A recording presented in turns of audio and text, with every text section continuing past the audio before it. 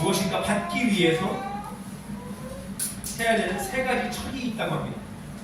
특별히 부모님이, 여기 이제 저희 부모님도 계시고, 부모님이 자식에게 효도받기 위해서 하면 좋은 척 세 가지도 여기에 해당됩니다. 그 세 가지는 무엇이냐면, 돈 있는 척입니다. 첫 번째, 돈 있는 척을 해라. 세 가지 척.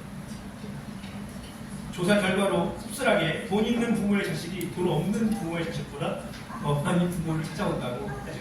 당연하겠죠, 그죠? 돈 있는 척을 해라. 그 다음 두 번째는 뭐냐면, 인맥 있는 척을 하라. 마찬가지로 자녀 세대에 성공하기 위해서 부모에게 의지하는 경향이 있기 때문에 인맥이 있는 부모가 다시 효도하기가 좋다고 하죠. 세 번째, 아픈 척을 해라. 위에 이제 두 가지 척을 하면서 돈 있는 척, 인맥 있는 척을 하면서 살짝 아픈 척을 하면 더 많이 찾아온다는 이야기입니다. 자, 씁쓸하죠. 척을 해야 된다는 것. 부모가 이렇게 해야만 효도를 받을 수 있는 것인가 생각한데, 마지막에는 이제 그런 이야기가, 제가 이제 이야기를 보다가 써 있는 걸 봤는데, 효도를 하게 만드는 계기가 된다는 점에서는 척을 하는 것도 나쁘지는 않다라고 써있긴 하죠. 척이라는 것이 무엇입니까? 실제로는 그렇지 않은데 그런 것처럼 하는 것을 척이라고 말합니다. 여러분 혹시 여러분도 어떤 척을 하실 때가 있으신가요? 남의 상황을 보면서 부럽지 않은 척, 또 내가 아픈데 아프지 않은 척, 또 기분 나쁜데 기분 나쁘지 않은 척, 이렇게 우리는 척척 박사로 살아갈 때가 너무나 많이 있죠. 오늘 본문은 이런 척에 대한 이야기를 떠올릴 수 있게 하는 본문입니다. 그것은 어떤 척일까요? 바로 믿는 척입니다. 믿는 척. 물론 그리스도인들로 살아가는 저와 여러분이 삶 속에서 하면 좋은 척들이 분명히 있습니다. 상대방을 배려하는 척, 또 하나님을 기쁘게 하는 척들이 많이 있죠, 그죠? 사실 기분이 나쁜데 기분 안 나쁜 척 하는 것도 어찌 보면 그리스도인으로서 해야 되는 척 중에 하나일 수도 있습니다, 그죠? 화를 내는 것보다 안 내는 게 낫죠, 그리스도인으로서. 근데 우리가 반드시 하지 말아야 되는 척이 있다라는 것입니다. 뭐예요? 믿는 척. 예수님께서 공생의 사역을 감당하실 때에 수많은 기적들을 사람들 앞에 보이셨습니다. 아마도 무언가 부스러기 같은 것을 건질 것이 없나 따라다니는 사람들도 있었을 것이고요. 그들 중에 진짜 예수님을 오신다 했던 메시아를 믿고 따르는 사람도 더러 있었을지도 모릅니다. 그러나 오늘 본문에서 예수님께서 그분의 몸을 그들에게, 그 따라다니는 사람들에게 의탁하지 아니하셨다라고 말씀을 하시죠. 왜요? 이미 그들 마음에 어떤 마음이 있는지를 아셨기 때문이다라고 말씀하고 있습니다. 23절과 같이 어떤 사람이, 그러니까 사람들이 예수님을 믿긴 했지만, 이름을 믿긴 했지만 그것이 당시에 행하셨던 예수님의 기적 때문이었다. 표적 때문이었다라는 것입니다. 그리고 25절과 같이 진짜 예수님을 구원자로 믿는지 아닌지 이 사람에 대해서 증언할 필요가 없었다라는 거예요. 하나님, 이 사람, 예수님, 진짜 이 사람 예수님 그리스도로 믿습니다.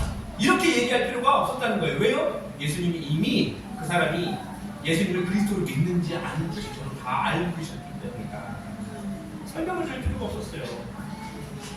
근데 오늘 말씀 본문을 보면 결국은 그때 예수님을 따라다녔던 많은 사람들이 대부분은 겉으로는 예수님을 믿고 따르는 것 같은데, 구원주를 믿고 따르는 것 같은데 속으로는 아닌 사람들이 많다는 것을 보여주고 있습니다. 여러분, 이제 새로운 한 해가 되고 이제 2월이 벌써 마지막 주가 되었네요. 저 여러분은 이 새로운 한 해 2026년에도 거룩한 무리답게 살아가도록 노력해야 됩니다. 거룩한 무리가 무엇입니까? 성도입니다. 성도. 우리는 성도라는 말을 너무나 뭐라고 하죠? 빈번하게 사용을 하죠. 그죠? 처음 온 사람에게도 성도님이라고 말할 때도 있고요. 그러나 엄밀히 말하면 성도라는 것은 거룩한 무리이기 때문에 아무에게나 쓸 수 있는 말은 사실 아닙니다. 여러분, 오늘 말씀을 통하여서 성도로서의 우리의 삶을 재정비하게 하는 시간 되기를 바랍니다. 저 여러분은요, 성도답게 살아가야 됩니다. 그럼 성도는 누구입니까? 거룩한 우리는 어떤 사람이에요? 예수님을 믿는 척하는 사람이 아니에요. 그는 진짜 믿는 성도입니다. 그게 성도, 진짜 믿는 성도. 여러분, 마음으로도 진심 그리스도인이어야 된다라는 것입니다. 오늘 진짜 믿는 성도라는 말씀의 제목을 가지고 말씀 전할 때 은혜와 도전이 우리에게 있기를 원합니다. 진짜 믿는 성도는 오늘 본문을 토대로 봤을 때 두 가지의 특징이 있다라는 것입니다. 이 두 가지 특징 함께 나누겠습니다. 어떤 신앙의 모습이 진짜 믿는 신앙인의 모습일까요? 첫 번째는 무엇이냐면 표적을 따르지 않는 신앙입니다. 표적을 따르지 않는 신앙을 가진 성도. 그것이 바로 진짜 믿는 성도다. 23절 말씀 다시 한번 읽어보겠습니다. 23절 시작. 6월절에 예수께서 예루살렘에 계시니 많은 사람이 그의 행하시는 표적을 보고 그의 이름을 불렀으나. 아멘. 이스라엘 당시의 6월절은 예루살렘 사람들이 문전성시를 이루는 곳입니다. 엄청 많아요. 거기에다가 예수님께서 여러 표적을 행하셨을 때이기 때문에 마치 예수님이 슈퍼스타와 같았습니다. 많은 사람들이 표적을 보고 예수님을 따랐죠. 그리고 그 표적을 보고 예수님을 믿었다고 했습니다. 무엇으로 믿었는지 모르겠어요. 왕으로 될 사람으로 믿었는지, 메시아로 믿었는지. 표적을 보고 예수님을 따랐던 자들, 분명 그들 겉으로는 박수를 쳤을 거예요. 기적을 보았을 때마다 예수님을 칭송했을 겁니다. 와, 대단하신 분이야. 마치 예수님을 잘 믿고 따르는 성도 같았을 겁니다. 그런데 23절 마지막에는 뭐라고 했나요? 믿었으나. 그러면 믿었으나면 그게 부정적입니까? 긍정적입니까? 부정적인 거예요. 믿었지만 제대로되지 않았다는 거죠. 24절 말씀도 함께 읽어볼까요? 시작. 예수는 그의 몸을 그들에게 의탁하지 아니하였으니 이는 친히 모든 사람을 아시기로. 아멘. 당시 예수님 하면 표적을 행하는 사람의 대명사였을 것입니다. 예수님께서 우리 동네 오셨대! 라고 하면 바로 튀어나갈 정도였어요. 왜냐하면 예수님께서 어떤 기적을 행하실까, 오늘은 어떤 기적을 행하실까를 사람들이 초점을 맞추고 있었기 때문이에요. 예전에 제가 지금도 시골을 살지만 예전에 더 시골에 살았습니다. 예산보다 더 시골이에요. 저희 서천, 장안. 여름밤에 동네 아이들을 불러모으는 곳이 있었습니다. 뭐가 있었을까요? 여름밤 어린아이들을 불러모으기 좋은 모기차. 모기차 아세요? 이건 저희 모기차 따라다닙니다.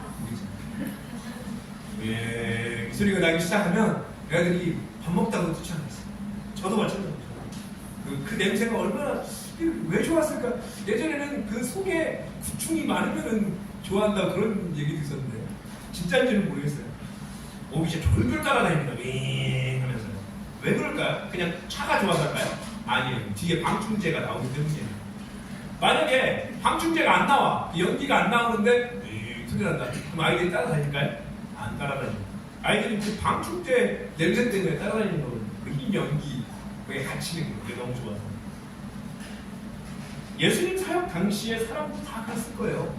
예수님 나타났다 그러면 쫓아다닌 거예요. 근데 무엇이 없으면 안 쫓아다녀요? 표적이 없으면 안 쫓아다녀요. 예수님이 있어도 표적이 없으면 안 되는 거예요. 표적을 보고 예수님께서 표적을 일으키셨을 때의 그 사람들의 모습, 그것을 마태복음의 4장 24절 25절을 보면 그의 소문이 온 수리아에 퍼진지라 사람들이 모든 앓는 자, 각종 병에 걸려서 고통당하는 자, 귀신 들린 자, 간질하는 자, 중풍병자들을 데려오니 그들을 고치시더라. 갈릴리와 데가볼리와 예루살렘과 유대와 유단간 건너편에서 수많은 무리가 따르니라. 이 외에도 많은 이제 예수님의 그 사람들의 광경들을 기록한 부분은 성경에도 많이 있죠. 그런데 이 마태복음 4장 24, 25절에 보면 그 두 절만 보아도 예수님이 다녔을 때 표적을 일으키시며 다녔을 그 시기에 얼마나 많은 사람들이 얼마나 많은 지역으로 예수님을 따라다녔는가 다 알 수 있습니다. 굉장히 유명 인사였다는 거예요. 예수님 가시는 곳마다 많은 사람들이 따라다녔습니다. 그런데 문제는요, 그들이 예수님을 제대로 믿지 못하고 있었다라는 것입니다. 마태복음 16장에 예수님과 제자들의 대화가 나오십니다. 16장 13절에 예수께서 빌립보 가이사랴 지방에 이르러 제자들에게 물어 이르시되 사람들이 인자를 누구라 하냐. 이르되 그러는 세례요한, 그러는 엘리야, 그러는 예레미야나 선지자 중에 하나라. 아멘. 사람들이 예수님을 그 표정만 보았다는 흔적이 이 말씀에 있는 거예요. 사람들이 예수님을 구원자로 생각하지 않았다는 거예요. 메시아로 생각한 것이 아니라 그 행하시는 표정이나 모습을 보고 예수님을 그저 선지자 중에 한 사람으로 보았다는 사실입니다. 그것이 바로 예수님을 따랐던 사람들의 믿음, 소위 믿음이라는 거예요. 그러나 실상 예수님은 어떤 분이십니까? 그 정답이 어디에 있어요? 마태복음 16장 베드로의 대답에 정답이 있습니다. 16장 15절에 이르시되 너희는 나를 누구라 하느냐. 시몬 베드로가 대답하여 이르되 주는 그리스도시요 살아계신 하나님의 아들이시니이다. 당신은 표적을 일으키시는 선지자시니이다. 이게 아니라 주는 그리스도시요 구원자시요 살아계신 하나님의 아들이십니다. 이것이 바로 예수님이 누구신가에 대한 정답이었다는 것이죠. 그것을 믿는 믿음이 진짜 믿음이었다라는 거예요. 당시의 사람들은 그런 믿음을 소유하지 않았다는 것입니다. 그리스도요 살아계신 하나님의 아들, 이것이 바로 예수님을 고백하시길 소원합니다. 할렐루야. 단순히 어떤 기적만을 베푸시기 위해서, 기적들로 인해서 우리에게 놀라움을 주고 우리 일상에 형통함을 가져다 주기 위해서 이 땅에 오신 것이 아니라는 것입니다. 베드로가 정답을 이야기했죠. 근데 그 베드로조차도 나중에 예수님께서 잡히셨을 때에 3번이나 예수님을 부인한 사람이 있었죠. 아울러서 제자들은 어떻습니까? 예수님께서 십자가에 달려 죽으심을 본 뒤에 예수님을 만나기 이전에 자기들 직업으로 돌아갔습니다. 그들이 생각했던 예수님은 슈퍼스타였습니다. 왕으로 등극할 사람이었습니다. 그러나 죄인 중에 죄인이 죽는 십자가 형틀에 죽는 모습으로 끝났다. 기대에 어긋나는 것이었습니다. 그렇기 때문에 실망감을 가지고 돌아가는 것이지. 다른 사람들은 뭐 죽겠겠습니까? 그죠? 심지어 예수님의 죽음과 부활에 대한 이야기를 제자들은 많이 들었습니다. 그러나 그들은 그랬음에도 불구하고 심지어 예수님이 십자가 죽음을 당하는 그때에도 구원자의 모습을 발견하지 못했다라는 것입니다. 그러면 그들이 언제 진짜 그리스도인에 대한 모습, 제자다운 모습으로 변화되었을까요? 언제? 바로 부활하신 예수님을 만난 후입니다. 그들이 부활하신 예수님 만난 후에 얼마나 부끄러웠을까요? 예수님을 따라다니면서 그들이 외쳤던 것은 그냥 여기저기에서 기적을 베푸셨던 슈퍼스타 예수님의 이름이었던 것입니다. 얼마나 부끄러웠을까요? 그러나 그들이 예수님을 온전히 믿은 후에 그들의 외침은 완전히 달라졌습니다. 그들은 이제 기적을 베푸시는 슈퍼스타 예수를 외치지 않았어요. 그리스도, 하나님의 아들 예수 그리스도를 외치게 된 것입니다. 온전한 믿음을 소유한 그들이 전한 그 예수님은 낮고 천한 인간의 모습으로 오셔서 죽음으로 우리의 죄를 사하신 그리스도예요. 부활하신 그의 승리였다. 여러분, 그때 제자들에게 물으셨던 예수님께서 지금 저와 여러분에게도 같은 물음으로 물어보십니다. 너희는 나를 누구라 하느냐? 너희는 왜 나를 믿느냐? 라는 것입니다. 너희들이 진짜 성도냐? 라는 것입니다. 어떻게 대답하시겠습니까? 우리는 예수님 나에게 형통함을 주실 때만 예수님은 나의 도움이 되십니다. 이게 아니라 그리스도시요 내 구원자시고 살아계신 하나님의 아들이십니다. 우리도 이렇게 고백하는 믿음의 고백되기를 소원합니다. 나를 부유하게 만들어주시는 분이 아니고 나를 건강하게 만들어주시는 분이 아니고 나한테 많은 친구들을 붙여주시는 분이 아니고 나를 높은 곳에 세우시는 분이 아니라는 거예요. 혹시나 그렇게 예수님을 믿고 싶으신 분들은 그 믿음은 헛된 믿음이라고 말씀드리고 싶습니다. 예수님은 그렇게 하기 위해서만 있다는 것입니다. 그분 스스로가 십자가 죽음을 위해서 오신 분 아니십니까? 우리 또한 그 고통을 함께 감내하기 위해 이 땅에 오신 줄 믿습니다. 그것이 우리의 사명입니다.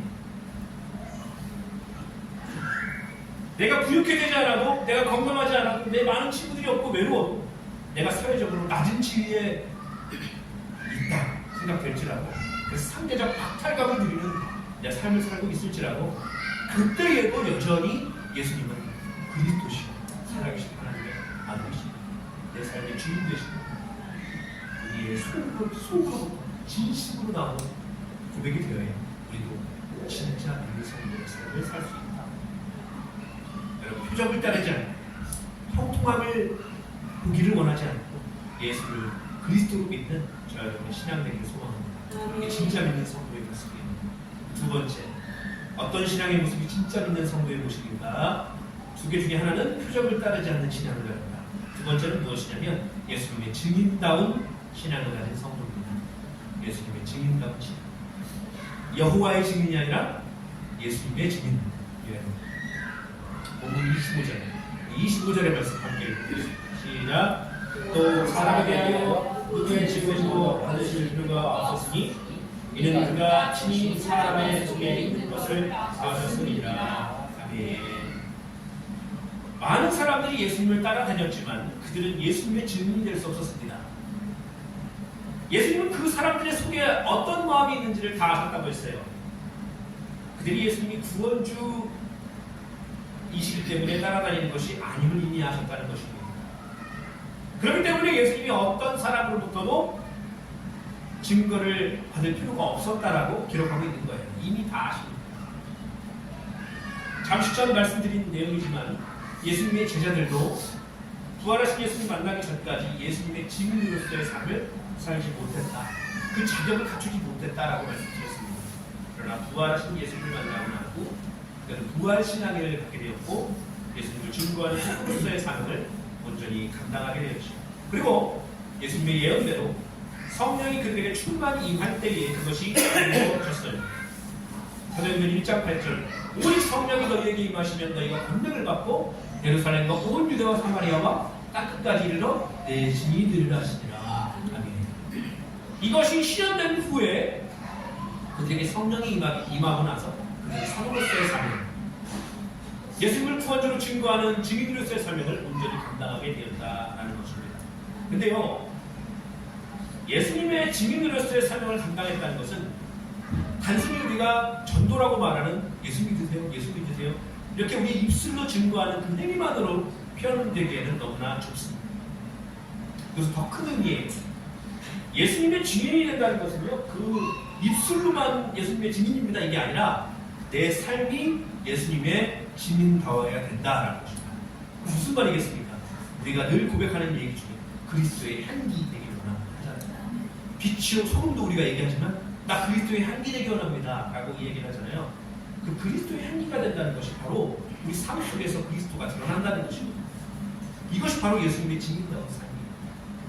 내가 증인입니다. 예수님 믿습니다. 이거는 다 얘기할 수 있어요. 저 교만한 사람도 얘기할 수 있고 저 돈 많은 부자도 얘기할 수 있어요. 다 얘기할 수 있어요. 그러나 그 삶에서 예수님이 드러나는 것은 또 다른 문제예요. 예수님은 예수님의 목숨을 걸고 복음을 증거했어요. 사람들을 불쌍히 여겼습니다. 그리고 사랑하는 마음으로 사람들을 양육하고 이끌었습니다. 그것이 바로 예수님의 향기의 삶이에요. 똑같습니다. 우리도 똑같아요. 우리 사람들을 불쌍히 여기고 진심. 그리고 그 사랑으로 사람들을 돌보아주고 또 목숨을 걸고 복음을 증거하고 이것이 바로 예수 그리스도의 증인다운 그리스도의 향기다운 삶의 모습이다. 빌립보서 2장 5절에 너희 안에 이 마음을 품으라 곧 그리스도 예수의 마음이니. 우리는 어떤 사람을 존경하느냐 했을 때 위인이 누구냐 했을 때 이순신자로 또 이야기하고 뭐 다 말할 겁니다. 그러나 그리스도인으로서 우리가 따라가야 될 본받아야 될 분은 딱 한 분밖에 없어요. 예수 그리스도밖에 없어요. 우리가 품어야 될 마음 이순신의 용기 좋지요. 그러나 그것이 아니라 예수 그리스도의 마음. 그것이 무엇입니까? 사랑입니다. 온유와 겸손입니다. 그것을 배우려 하시지 않습니까? 예수님의 마음을 품고 예수님의 증인, 그리스도의 향기로 살아가는 저와 여러분 될 수 있기를 원합니다. 그리스도의 향기 된 사람은, 예수 그리스도의 증인된 사람은요, 먼저 기도와 말씀을 찾게 됩니다. 15장 7절, 요한복음 15장 7절에 너희가 내 안에 거하고 내 말이 너희 안에 거하면 무엇이든지 원하는 대로 구하라 그리하면 이루리라. 아멘. 제가 기도할 때마다 일용할 양식에 대한 기도를 계속합니다. 만나와 같이 우리에게 일용할 양식을 매일 구합니다. 그렇습니다. 하나님 우리에게요 하루하루 양식 주시지 않으면 우리 살아갈 수 없잖아요. 아, 저 며칠은 굶고 살아갈 수 있는데요, 다이어트 하는데요. 그거랑 다른 개념이죠, 그죠? 다른 개념이에요. 이스라엘 백성들 만나라도 주시지 않았으면, 매출액이라도 주시지 않았으면 우리 다 죽었습니다. 하나님의 은혜는 하루하루 주시는 만나예요. 우리에게 주신 일용할 양식이 우리에게 가장 큰 은혜입니다. 그런데 그것을 우리에게 부활하셨습니다. 예수 그리스도의 증인 그리스도의 향기는 먼저 이 기도의 자리에 있습니다. 아니 자연스럽게 그냥 내가 아침에 일어나니까 호흡하고 있고 내가 그냥 집에 있으니까 쌀이 있으니까 밥 해먹고 이게 아니라는 거예요. 그것을 하나님 구하는 삶이라는 거예요. 여러분 한 해 동안 2026년 우리가 이루고자 하는 삶의 일을 주님께 맡기십시오. 무엇인지 구하십시오. 구하고 싶고 끊임없이 두드리십시오. 하나님께서 이루실 줄 믿습니다. 또한 저와 여러분도 말씀 안에 거하고 또 말씀을 내 안에 두어서 어떤 것을 구하든지 하나님 뜻대로 이루어지는 성통함을 보여주시길 간절히 소원합니다. 예수님의 증인된 신앙은 개인적인 말씀과 기도의 자리, 사실 이거는요, 말씀과 기도의 자리는 개인의 삶이기 때문에 개인만 알 수 있습니다. 교역자도요 철저히 속이고 살아갈 수 있습니다. 성도들을 하나 더, 저도요 옛날에 전담부 교역자 할 때보다 지금이 말씀과 기도의 자리가 더 없어요. 사실 덜 하게 됩니다. 삶도 여러분 아시는 분 아시겠지만 저도 하루하루 매일 열심히 일하고 살아가거든요. 나름대로 전복자 역할도 하지만 살아가고 있어요. 여러 가지. 그러니까 고된 삶입니다. 고된 삶. 그 삶 가운데 말씀과 기도의 자리에 있는다는 건 너무나 어렵거든요. 교역자로서의 삶을 살아가다가 그런 삶을 살아가다 보니까 이게 참 어렵구나라는 생각이 더 많이 드는 때를 써야겠습니다. 근데 예수님의 증인된 삶은요, 개인적인 말씀과 기도의 자리에서만 보여지는 것이 아니에요. 그리스도의 향기. 다른 사람과 함께 있을 때는 못 보여줍니다. 향기 나만 맡으면 뭐합니까? 향수에 뿌립니까? 내가 좋으려고요? 아니에요. 다른 사람들이 좋은 향기를 맡게 하려고 해요. 그리스도의 향기라는 것이 왜 등장합니까? 다른 사람들과 계속 통해야 되기 때문에. 그들에게 예수 그리스도의 복음을 증거하기 위해서고 그들에게 예수 그리스도의 사랑을 보여주기 위해서 그리스도의 향기라는 것이 등장합니다. 에베소서 6장 6절의 말씀에 눈가림만 하여 사람을 기쁘게 하는 자처럼 하지 말고 그리스도의 종들처럼 마음으로 하나님의 뜻을 행하고, 이 말씀이 있는데요, 쉬운 성경으로 이렇게 기록합니다. 주인이 볼 때만 잘하는 척하지 말고 마음을 다하여 하나님의 뜻을 행하십시오. 주인이 볼 때만, 예배 드릴 때만 거룩한 게 아니라 밖에 나가서 그리스도의 나라는 것이 생각 가야 돼요. 열심히 하려는 모습이 여기서만이 아니라 밖에 나가서 열심히 하려는 모습이 우리에게 있어야 됩니다. 주인이 볼 때만 잘하죠. 여러분, 샤넬 넘버 5라는 향수가 있어요. 저는 잘 몰라요. 샤넬이라는 걸 잘 살 수가 없고, 그 샤넬 넘버 5라는 향수가 있는데 그게 수십 년간 세계 여성들에게 인기가 많은 향수라고 하네요. 근데 이게 향수 원액을 한 28g 정도를 만들기 위해서 얼마나 많은 꽃이 필요하냐? 장미꽃이 45kg이 필요합니다. 장미꽃 45kg이 있어야 원액 28g이 나옵니다. 엄청나지 않습니까? 우리 코에 느껴지는 그 아름다운 향수의 향기가 쉽게 만들어지지 않는다라는 것을 말하고 있죠. 성경에도 귀한 향기에 대한 이야기가 나오죠. 출애굽기에 보면 성소에서 하나님께 드려지는 향, 귀한 향입니다. 그 설명이 나타나는데 소합향과 나감향과 풍자향이 있습니다. 소합향과 풍자향은 나무에 상처를 내어서 거기서 나오는 진액으로 얻는 향이에요. 그리고 나감향은 전에 이제 얼마 전에 목사님도 그 향에 대해서 전했던 설교가 있습니다. 나감향이 거북이의 등껍질이나 조개 껍질 이것을 깨뜨려서 갈아서 향을 얻는다고 했습니다. 이 모든 향들의 특징이 무엇입니까? 깨어지고 부서지고 짜내어서 얻을 수 있는 것이 이 향들입니다. 이처럼 향기라는 것은 아무에나 알 수는 없는 것입니다. 예수님처럼 온유하고 겸손하게 길을 걸어가고 또한 몸을 찢겨 우리를 구원하신 그 사랑과 같이 계속 우리도 나를 낮추고 남을 높이고 또한 우리 스스로를 갈고 다듬어가는 과정이 계속 끊임없어야 그 향기가 우리에게서 나는 것을 기억하시길 바랍니다. 아무데나 없습니다. 우리 신찬 권사님도 그 고민을 맨날 얘기하잖아요. 그죠? 내가 그리스도인인데 밖에 나가면 그리스도인의 모습을 잃게 됩니다. 목회는 마찬가지입니다. 목회는 뭐 차 운전하다가 욕 안 할 것 같습니다. 저도 같이 타다 보면 당황스러울 때가 많아요. 축구할 때도 얘기했잖아요. 저는 축구할 때도 심판 집사님이 이러시면 안 됩니다. 이런 얘기 되게 많이 합니다. 사람이기 때문에 그리스도인다운 모습이 드러나지 않을 때도 있다. 목회자라고. 하물며 성도의 개인의 성도의 삶은 무주가겠습니다. 더 어려워요. 끊임없이 우리를 가는 우리를 쳐야 됩니다. 스스로를 쳐야 됩니다. 바울도 그렇죠. 여러분, 그리스도의 향기로 예수님의 증인으로서의 삶을 사는 사람은요, 한마디로도 사람들을 위로할 수 있습니다. 행동 하나에도 감동 줄 수 있는 사람. 우리가 그런 노력을 언제 해보셨어요? 내가 이 한마디로 저 사람을 위로하겠다. 내가 이 한 행동으로 저 사람에게 감동을 주고 싶다. 이런 생각으로 혹시 하루하루 살아가시는 분이 계십니까? 여러분, 이 삶이 그리스도의 향이 된 삶입니다. 향기 안 풍겨도 돼요. 그러나 그거는요, 하나님의 그 바람과는 다릅니다. 하나님은 우리가 그냥 그저 혼자 신앙생활하면서 살아가다가 천국으로 오기를 원하시는 게 아니라 그리스도의 향기로서 다른 사람들에게 예수 그리스도를 증거하다가 오시기를 원하는 것이 하나님입니다. 여러분, 우리가 그리스도의 향기로서의 삶을 살아가는 올 2026년에 우리의 삶을 거듭내기를 소망합니다. 잠언 말씀에 이렇게 말씀해요. 잠언 3장 23절, 모든 지킬 만한 것 중에 더욱 네 마음을 지키라. 생명의 근원이 이에서 남입니다. 아멘. 생명의 근원이 어디에서 난다고요? 내 마음을 지키는 데다. 내 마음을 지키는 것은 내 마음대로 되지 않는 것이죠.